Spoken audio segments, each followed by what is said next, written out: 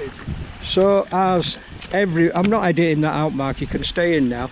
So like every video that I do or try to do, I always do a 10 in 10. So obviously on this occasion we have Mark, and we are going to start the 10 in 10. So I've got my glasses on, so things will happen now. In fact, if I actually open my phone up, I'm still not editing. So I want your name, your age, your home and your profession. Okay, my name's Mark Wilson. Age, born in 77, so 48? No, yeah. You don't even know your own age? No idea. Okay, your home? Home, Daventry, Northamptonshire, and profession, pond advisor. Essentially, we help nature lovers enjoy ponds and water features in their back gardens. Don't give everything away just yet. So, question number one is your koi keeping years. So I've been keeping koi since 1989. Built my first koi pond on a pocket money budget, 6 paper rounds to fund my obsession with ponds and water features. Okay. Like we said earlier before the camera started, current pond size and fish. So how many water features do you have on site? I think the last count was 35, but we're changing different water features all the time. So I would say around 30 water features, and the biggest is the one behind me at 100,000 litres. Okay, so question 3, you might have answered that, but is the one behind you your forever pond? For the moment, yes. For the moment, so things could happen. Right, so number 4, this always catches people out. If all this disappeared overnight, what would you do? So if I wasn't allowed to do anything with fresh water, it'd be table tennis. I do like fishing, but again, if that was fresh water, then yeah. So if it wasn't fresh water, it'd be table tennis. Okay, number 5, here's your cue. What has been your biggest triumph? So building my company and essentially distributing products, and also just literally in the last week I've become a #1 international best-selling author. And where can we get this book? Amazon, local marketplace all over the world. So if you've got an Amazon, just essentially put in the title "On Passion to Profit." Well done, Mark. So number 6, advice for new koi keepers. The best thing I would say for new koi keepers is to keep it simple. Enjoy the hobby, and don't look at the magazines from a sort of like a, you know, an envy point of view. Start small, get £10 koi, get given koi. You know, keep it simple and enjoy it essentially. Okay, number 7, which is the opposite of your triumphs, is what has been your biggest mistake? Probably not starting a true business earlier. It's in the book. Essentially, the pond passion stayed with me for a long time, and it was really a back injury that stopped me from building ponds. But really, I should have. I want to essentially inspire the world for ponds and water features, and I can't do that if I'm in the hole building 1 pond a week. Where now I can essentially do a lot more because I've got a business that can run without me. Lovely. Question 8, future plans. These could be massive future plans. So essentially, you know, just carrying on with what we're doing, you know, so because of the success of the business, now I'm able to help people with the book, with their turning their passion into profit. Essentially, this is, you know, something that I'm going to be doing. So paid mentoring, more sort of like books in the future, I suspect, more speaking engagements. But yeah, the opportunities are endless. It's sort of almost like, what do I want to focus on?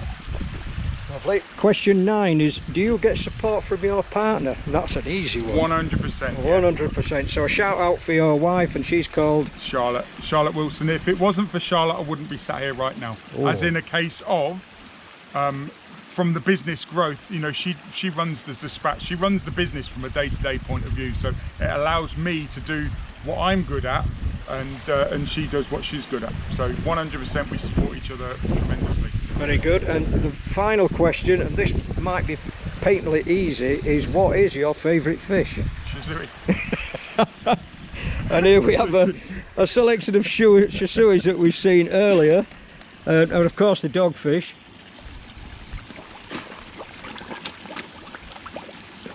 Absolutely staggering. Just love that.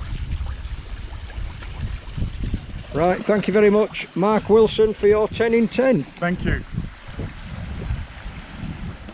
Let me see if I can go and find some, if I can get some swimming. A couple of trees there on the side there, look. Oh, beautiful, thank you. You need to get a picture as well. I mean, yeah.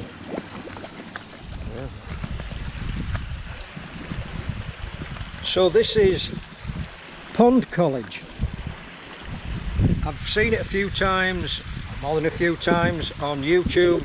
I'm a subscriber of Mark's, follow what he does, and to actually come down and see it, like every other video you ever see on YouTube, you never get the scale of anything.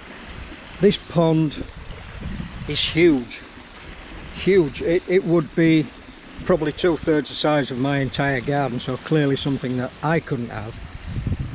The clarity of the water from top to bottom, front to back, it is like glass.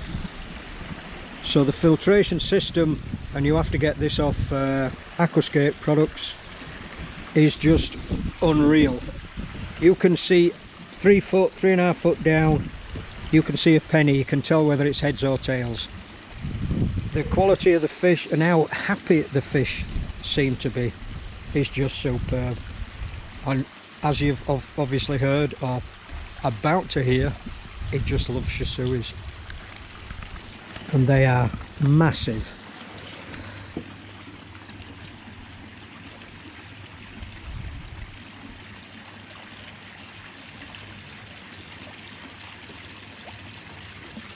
Where's his dogfish? Anybody that's a dog fan spent like all this video just being in the water. Must be absolutely soaking, but clearly a happy dog. Look at that. Happy dog.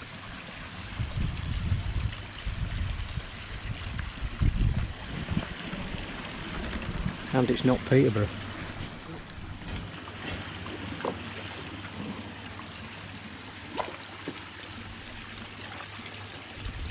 They will come round in a second.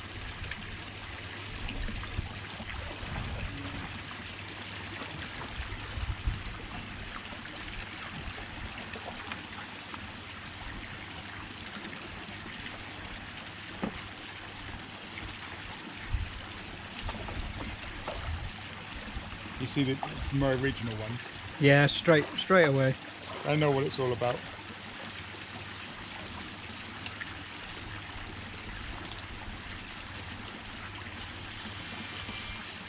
And we've been feeding them quite a bit actually, to be fair.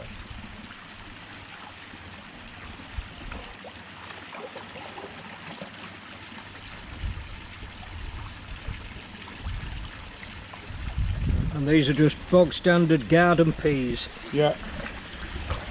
Garden peas in water. No salt, no sugar. And they absolutely love them.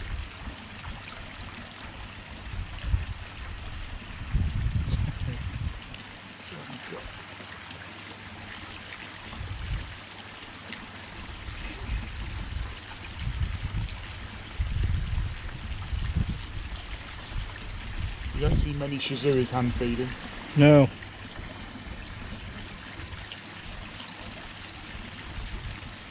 Shisuis, as a sort of like a general rule, they're quite a flighty fish. Yep. And I don't know why that is. I know mirrors are more flighty. Whether it's a generic thing, where the chagois and the sorogoi like this one.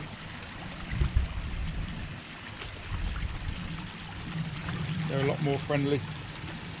I have to be careful when I stand up because I might trip them. But yeah, Tesco's finest. Well, not even the finest ones. That's a bit of sponsorship for Tesco then. You're getting a bit more interest now. You enjoying yourself as well, Lee? You don't like peas, do you? She's doing her laps. Yeah. She knows normally I'll feed the koi and then I'll go for a swim. That's why I've got the mask on. So it's sort of almost like, and as you've seen, she doesn't come in without me either. No, of course not. But yeah, normally I just chuck the peas in, and then you can see the other ones have started to, they don't like, I'll just chuck these in. They're all interested now. Yeah.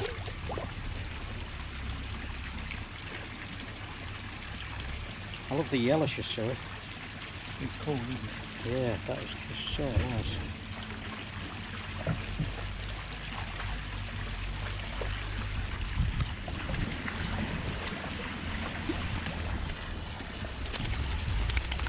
Serious stuff.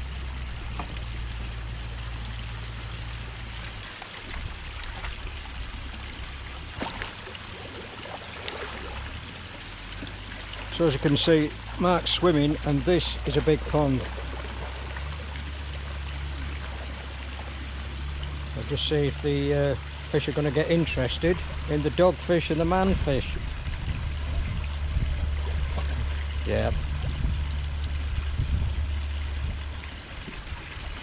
She loves it. Not as much as me though. Of course not, no. But it's great. I'm going to put some native fish in and then go and hunt those. And also putting in, putting in other things for people to find as well. You know, we have a certain amount of kids come in. And it's like, oh, go and find the dinosaur. So I want to put in different things. Uh-huh. The sun's hungry. I had a fish, Norbert, last year, came to me 7 times in a 90-second clip. Yeah. But unfortunately that one got eaten by the otter. Oh. Because it was sort of like so friendly.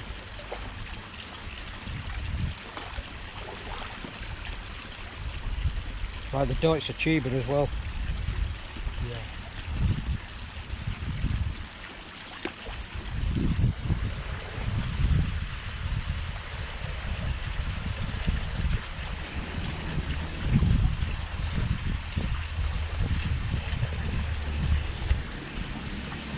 So if we want to stir stuff up, I just get in and stir it up, or either that or feed them sinking food like the peas. Yep. But I'm not too worried. It's not a sterile system that I'm looking for. Carefish is going to get you wet. It's more about natural behaviour, really. Uh-huh. Sometimes, you know, it's like sometimes she's fine being picked right out of the water, but I can tell she's not, you know, she's not, I'm not going to force it. I don't just go, oh, right to the camera, look at Yeah, this. yeah. Some days she'll play, some days she doesn't, you know, she's sort of like, she's got other things on her mind today. It's good? Yeah. I used to be able to pick her brother up. You see, I'm not stressing her out. It's just every single time I go to pick her up, then this one's a bit more wary. She wants food, but she doesn't want to be. Yeah. Wary or not, it still doesn't stop it coming back. No, not at all. And it's sort of almost like if you think of kids, you know, you get kids in a swimming pool and you can throw them. Yeah. So Norbert I could throw. Yeah. And it'd come right back to me, and then I'd be able to throw it again and again. Normally it's sort of like when there isn't people around. Yep. Because it's sort of like, hang on, what's going on? Too much distraction. Yeah. But you can see she keeps coming back. I've not got her. I'll push her away and she'll come back even still. And the thing is, it's just like ducks in a pot. You know, if you think about fish, it's sort of like some ducks work out that the bread's in the bag and they're pecking the bag. Yep. And then other ones won't come anywhere near you. So. And that's how actually I picked up Simone, or Simon, her brother, for the first time. It was like, oh, I want to feed the others, you know, I want to, you know. But he was like, come on, just feed me, feed me, feed me. And I sort of like got, oh, and then all of a sudden it was just like, yeah, quite happy, whatever. But Yep. and this dogfish is exactly the same. Yep. To start with, I was worried that she would sort of like claw at them because, you know, she's got quite long nails. Yep. But after wearing the mask, you can see pretty much, you know, underneath where she is. You know, it's again looking at the. But again, you know, they associate her with food. It's sort of like if they get distracted by me, Yep. and she comes swimming along, then, you know, she will grab them. You good girl. You're enjoying it, aren't you? Yeah, love that. Thank you. No problem. So Mark, I'm now ringing up Mark Wilson and I want a pond. Yep. How do I go about that? So essentially the first thing to do is ring up or email or DM us on social media, and essentially what we'll do is we'll gather a certain amount of information to start with. Depending on where you are in the country, that's the first thing that we ask is whereabouts are you. We also ask for a picture of your current scenario, whether it's a pond or whether it's just a new build, a piece of grass. So essentially what we do is we can pull it up on the iPad and see what you see. So then we can have a conversation with you when we've got the pictures, and then it's like, right, okay, what do we want? Do you want a koi pond? Do you want a stack slate urn? Do you want a standalone garden stream? Then we can talk you through different things, and we can talk to you about different budgets, and then essentially we can work out the amount of money, the packages. So it's sort of almost like what we like to do is we like to give you a rough idea of how much things cost, so then you can sort of like shop, add things on, take things off. So it's not sort of like we come out and see what car you're driving, or come out and see what postcode you're at and then change the price accordingly. Yes, we might change the price if there's limited access. Yes, we might change the price if you're far away from us, or you're far away from one of our contractors. We have a network of contractors all over the place. So if, let's say for instance, you weren't in our catchment area, what we would do is we would gather the information, then we would pass your information on to one of our recommended contractors, and then we'd have a conversation, and essentially we'd either, depending on what the project is, hand you over to the local contractor. The next stage is, let's say you know, it's sort of almost like an interview process. You have to get on with the aquatic artist, and that's what we do, is we're selling aquatic art.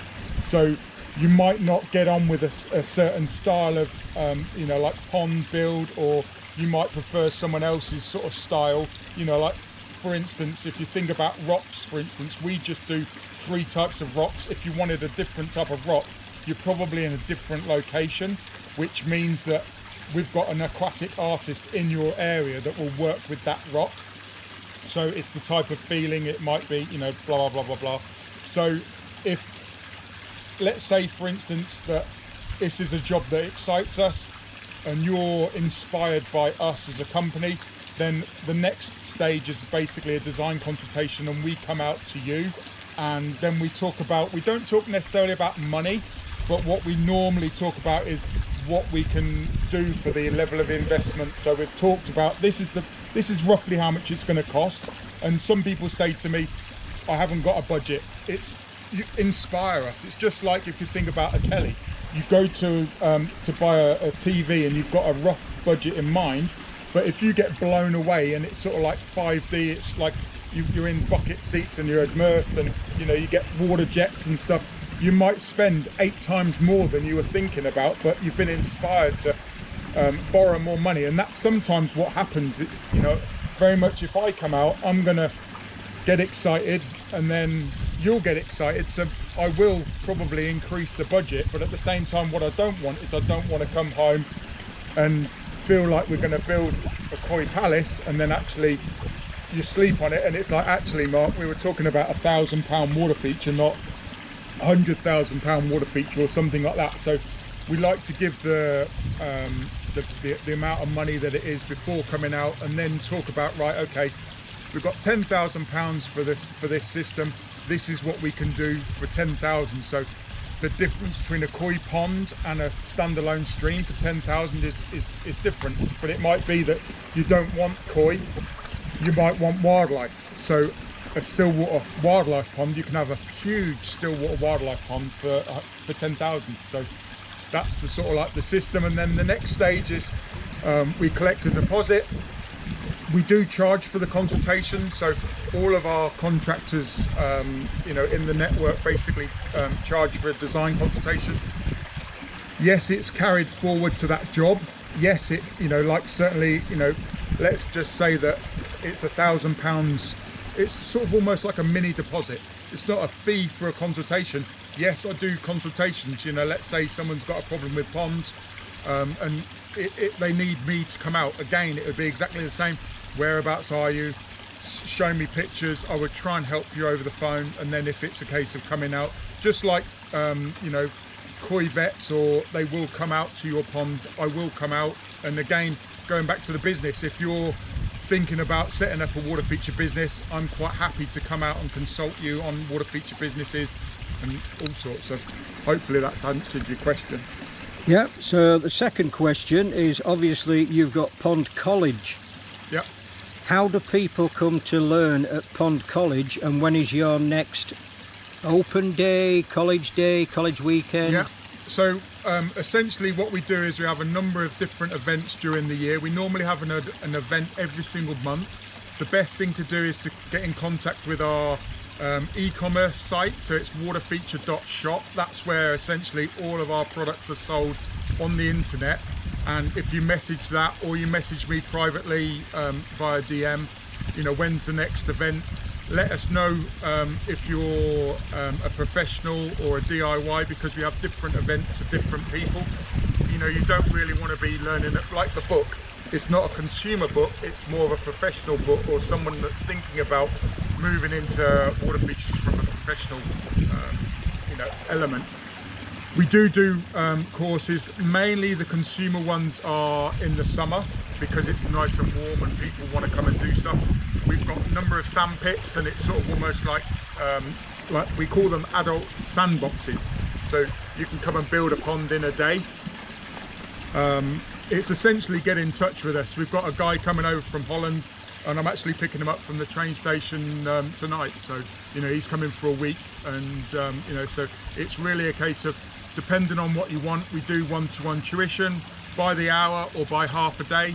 And essentially it's a case of, if you want to build, normally from a DIY point of view, I would say the best thing to do is to go as small as, you know, build something and achieve something, and it's sort of like you're learning, rather than learning the aquatic art, you're learning the function. So you're learning to basically keep the water, you're pumping it up and making sure it doesn't leak.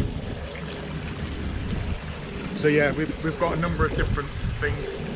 We have Water Garden Weekend in June. We have Aquatic Art Live, which is our sort of like our aquatic art event. The Saturday is open to more family and friends, and if people are really enthusiastic, then Saturday is the day to come. But it is a sort of like a long 4-day event. Yep. Where we did the wetland for this last March. So it's always 3 or 4 days before Mother's Day. So in 2025, I think it's the 26th to the 29th of March, our next one. And it's, yeah, just let us know that you're interested, and then we'll keep you informed, really. Okay. And if anybody wanted to come just to visit your place, yep, would you be happy with that, through an appointment system, get in touch with you? It's all via appointment only. Yep. Essentially a case of, you know, we do have people phone up and say, we've Googled water feature shop. You know, not that they know that we're who we are, but they've Googled water feature shop and they know that we're local. And people have been at the gate, and it's sort of like, if we're here, yeah, 100%, you know, we're open, but it's when we're not here. Yeah. We want, you know, certainly I'm not here all the time. If people want to come and see me, then it is a different time. Not that people need to come and see me, but at the same time, you know, the whole team can look after you. You know, with you know, obviously we've got technical support as well. So if you've got a problem with a pond, then you know you can speak to Luke in technical support, and he'll basically help you with you know, with your stuff. So people can come to Pond College, you know, anytime, as long as we're here. We don't mind people coming. Good, good. Right, thank you again for that, Mark. And you can get in if you want as well. When it's warm. Yeah, exactly.